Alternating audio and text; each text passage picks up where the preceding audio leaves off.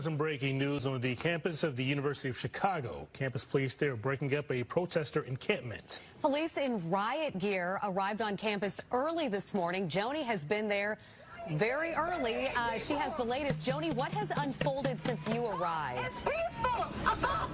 Well, the campus police, as you said, moved in just before 5 a.m. And these protesters have been holding the line now for 2 hours. There's a bullhorn behind us, so it's very loud. Christopher was on the inside when it happened. Describe what happened in the quadrangle this morning. Yeah, it was horrific. They waited like cowards until every single student was asleep in their tent, basically. And then they stormed in, maybe 40 or 50 of them with riot gear screaming. They started throwing wood planks, throwing chairs, throwing absolutely everything in any direction to destroy the camp as fast as possible, to suppress this movement as fast as possible. And in fact, one of the chairs that they threw came within maybe 3 inches of hitting my girlfriend in the head. And they had just woken us up. So it was dark because it was before sunrise. You had a warning that they were coming, but they didn't for a while, and so everybody was asleep. No warning.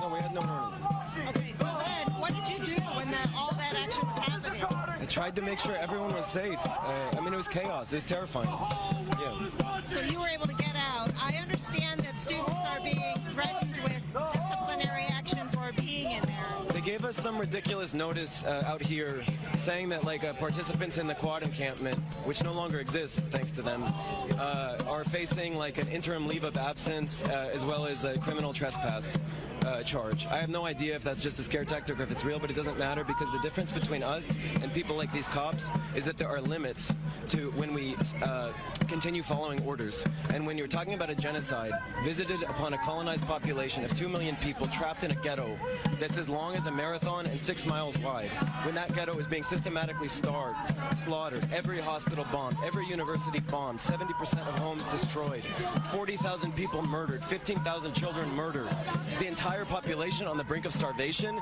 we say, and if our government and our academic institutions are complicit in this, there comes a point where we say we're not following orders and it doesn't matter what you do to us because there are principles and there are human lives that matter more than our careers and our futures, and that's what separates us from people like Paul Alivisatos, the coward president of this university, and these coward cops that come in terrorizing an encampment while people are sleeping.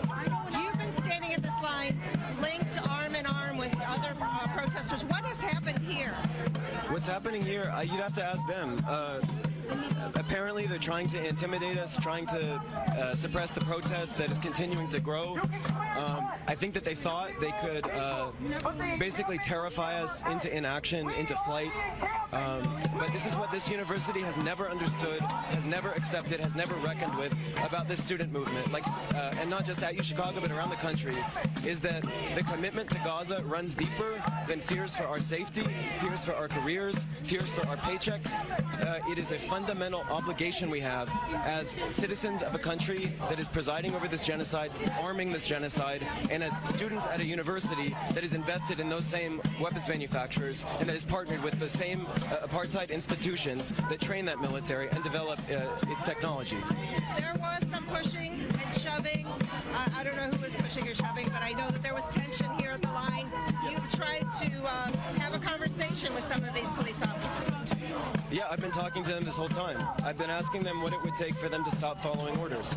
I would ask them, how many kids have to die? So if you say 15,000 kids are killed, they're still willing to violently suppress a national movement, raising the alarm that this needs to stop, that the U.S. complicity needs to stop. So what if it was 50,000 kids, 200,000 kids, 1 million kids? What if the whole Gaza ghetto?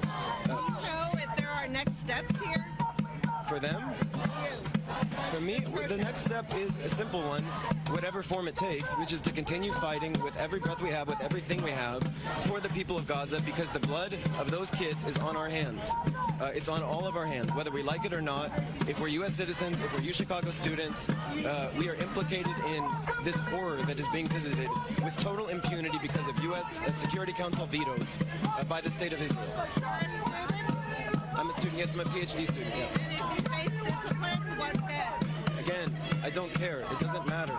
There are things that matter more than my academic future.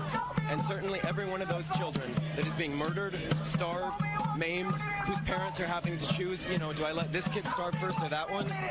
This is such an ugly reality of such great magnitude that to even think to really entertain questions about like, oh, what might happen if Paul puts me on a leave of absence is ridiculous, and it's insulting to the memory of every child that has been murdered in the course of this genocide, with the full complicity of the United States, of Joe Biden, and of people like Paul Olevisatos and his cops that he sticks on us in the middle of the night. They're hypocrites, they're cowards, and the blood of Gaza's kids is on their hands too. The difference between them and us is that we know that and we reckon with it because we have a duty to them while they hide from the truth, and they won't even admit that a single university has been bombed.